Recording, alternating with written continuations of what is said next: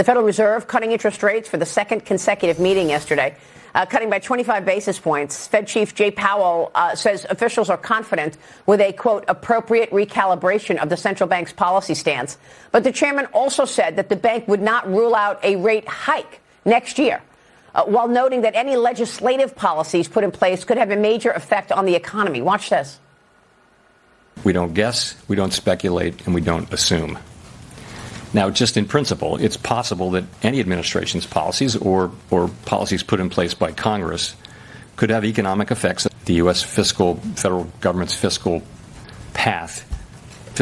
policy is on an unsustainable path. You've got a very large deficit you're at full employment, and that's expected to continue.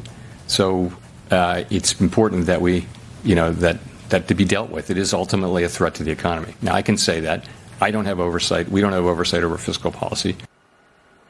Okay, hold on. He's cutting interest rates, and he's leaving the door open to raise interest rates next year, and he's trying to blame incoming policies for that. Joining me now is Portfolio Wealth Advisors President and Chief Investment Officer Lee Munson. Lee, I don't know what you think about that, but I want to talk to you about what Jim Grant said yesterday about the Federal Reserve. He thinks that they are blowing it again, that they need to stop talking and setting these expectations that rates are coming down because rates are going up next year. Here's Jim Grant with me yesterday. Watch this. The Fed keeps setting expectations, and then the market's got these expectations that the Fed's going to cut, lower rates are coming. So they're getting it wrong again. Is that what you're saying, Jim? They're blowing it again. In my opinion, they are. Again, it's the degree of difficulty they have set for themselves is quite high. For example, they must, according to their remit, supervise the unemployment rate of the country, make it as low as possible. They must, at the same time, center inflation on like nothing, although they have chosen 2%. They call that price stability. So they are wary of the Treasury market because it is prone to dysfunction owing to the really, really troubling state of America's public credit. Too much debt, and the apparatus for funding that debt is creaking and is sometimes troubling. So, Lee, what is your reaction to the Federal Reserve lowering interest rates and this amazing comment that Jay Powell made after cutting rates, saying that they might have to raise rates next year because of incoming policy? That is wild. You know, they have to cover their bases, but I'm not sure why they have to fine-tune everything. I'm not sure all the fine-tuning the Fed's going to do going forward is really going to do anything that much. I think there's a big fear, especially with about half of Americans that didn't vote for Trump, that the deficit is going to balloon and become out of control. We don't really know what policies are going to happen. It's months and months away, and we also don't know what the total effect on what the Treasury brings in. So I think it's a little premature. You know, the Fed could have said, we might want to pause for a little while. We might want to see what the data looks like. I mean, you know, and so by suggesting that we're going to start rolling up and start hiking rates, you know, I think there's a little reaction, probably has a little bit to do with people threatening his job. But I'm not really sure that we're going to see anything other than not seeing much in cuts going through next year.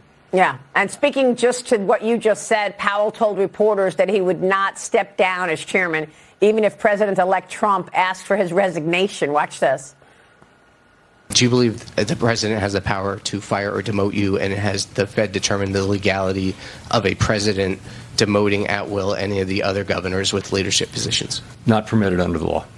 President-elect Trump has been critical of your performance. Any concern about his influence on the Fed's independence? I'm not going to get into any of the political things here.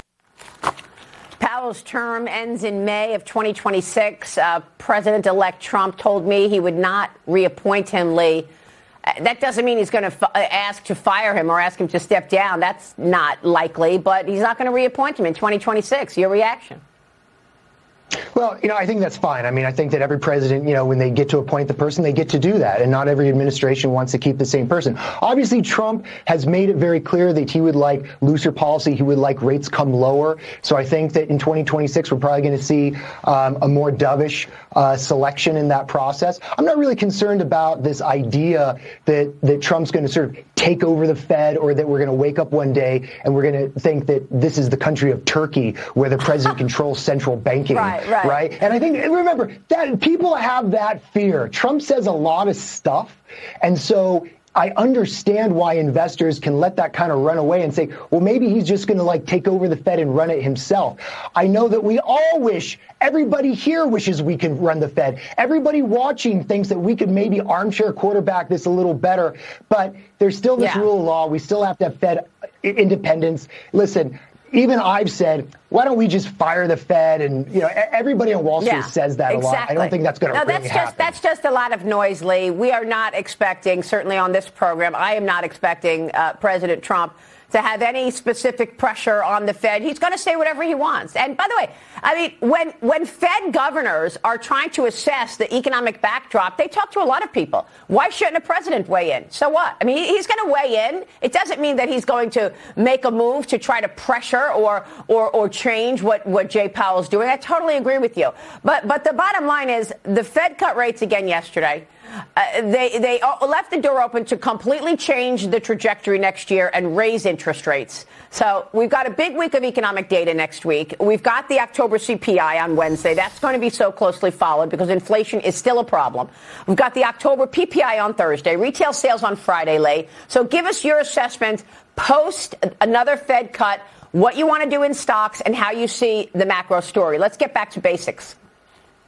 Okay, let's get back to basics here. I think all stocks are going up over the next year. I think all the economic data next week is your baseline to compare this administration versus the next administration. And if I see long rates go up anymore, I am a buyer. I was a buyer at the 10-year at a 4.4. And if I see it at a 4.4 or higher, I'm knee deep into that trade. And I think that small caps and a broadening out is what this administration is all about.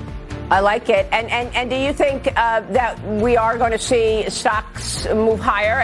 That 1,500-point rally was pretty strong after Trump's victory. Do you think that resumes? I think it does. I think we're stronger going into the next year. Absolutely. Lee, great to see you. Thanks for taking all that on. I know it's a lot. Lee Munson joining us this Friday morning. Good to see you, sir. Have a good weekend. We'll be right back.